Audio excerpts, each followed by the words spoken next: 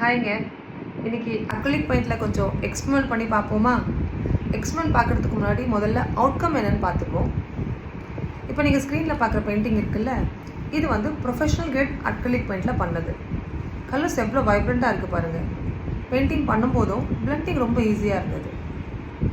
இப்போ ஸ்க்ரீனில் நீங்கள் பார்க்குறது ஆர்டிஸ்ட் கலர் அக்ரிலிக் பெயிண்டிங்.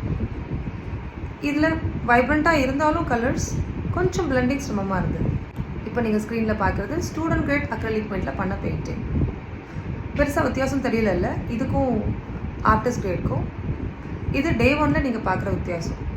5 வருஷம் கழித்து 10 வருஷம் கழித்து இல்லை 20 வருஷம் கழித்து பார்க்கும்போது இந்த 3 பெயிண்டிங்லையுமே ஃபினாமினலாக டிஃப்ரென்ஸ் இருக்கும். ஸ்டூடெண்ட் கிரேட் நிறையவே ஃபேடாக இருக்கும். ஆர்டிஸ்ட் கிரேட் கம்பேரிட்டிவாக கொஞ்சம் கம்மியாக ஃபேடாக இருக்கும். ஆனால் ப்ரொஃபஷனல் கிரேட் பெயிண்ட் இருக்குல்ல, அது அப்படியே இன்டாக்டாக இருக்கும். அதனால தான் ப்ரொஃபஷனல் கிரேட் பெயிண்ட்ஸ் வந்து எப்போவுமே கொஞ்சம் எக்ஸ்பென்சிவான ரேஞ்சில் இருக்கும். ஏன்னா அதில் பிக்மெண்ட் அதிகமாக இருக்கும். எனக்கு இன்ஃபர்மேஷன் யூஸ்ஃபுல்லாக இருந்துச்சா? இந்த இன்ஃபர்மேஷன் ரொம்ப க்ரூஷியலான இன்ஃபர்மேஷன். ஒவ்வொரு ஆர்டிஸ்ட்க்கும் இந்த நாலேஜ் கண்டிப்பாக இருக்கணும். என்னோடய மற்ற பெயிண்டிங்ஸை பார்க்கணுன்னா என்னோடய இன்ஸ்டாகிராம் ஹேண்டிலில் நான் போட்டிருக்கேன். என்னோடய ஹேண்டில் பேர் வந்து தி 5 Elements ஆர்ட் கம்பெனி.